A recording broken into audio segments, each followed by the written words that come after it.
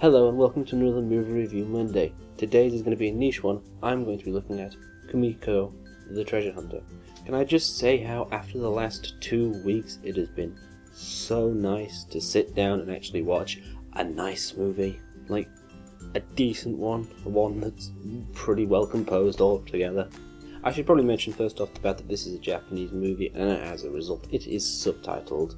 It's not dubbed. Subtitling is the way to go. Just end up with everything. Just, it is.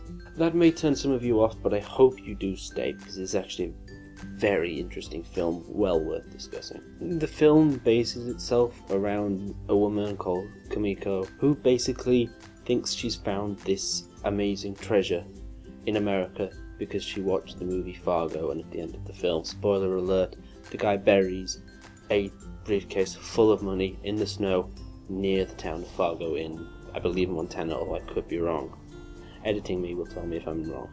This plot basically sounds like something straight out of a Studio Ghibli movie, but it turns that idea on its head. It shows the reality of what would happen if this was actually a real thing someone did. As a result, it basically deals with issues of things like anxiety and personal isolationism. Also, surprisingly, class and gender culture in Japan, because her boss basically ups and tells her, you're 29, you should be married or have a big career, because that's kind of the way it works in Japan, unfortunately. This is basically coming from an intelligent Western mindset, so take it with a pinch of salt. The movie itself is sort of cerebral in a pretty basic way. It basically shows you what, like I said, what would happen if this was a real thing. So everybody who finds out about it basically tells her that it's fake. What I basically loved about this movie is that it took everything to its sort of logical conclusion, but the ending does sort of do the whole 2001: Space Odyssey thing, where it kind of leaves the conclusions up to you, the viewer, as opposed to giving you a concrete one. Rinko Kichuki, who you may know from Pacific Rim and 47 Ronin,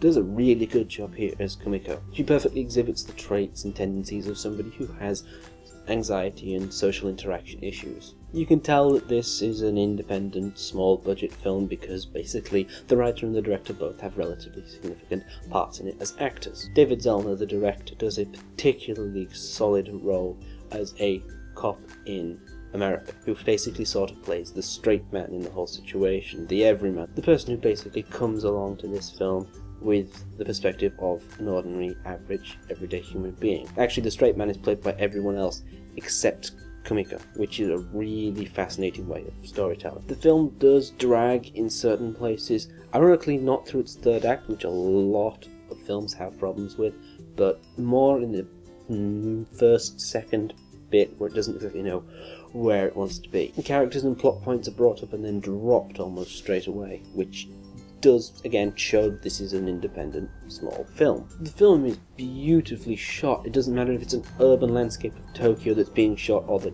snowy wilderness of, I'm gonna check if it's Montana.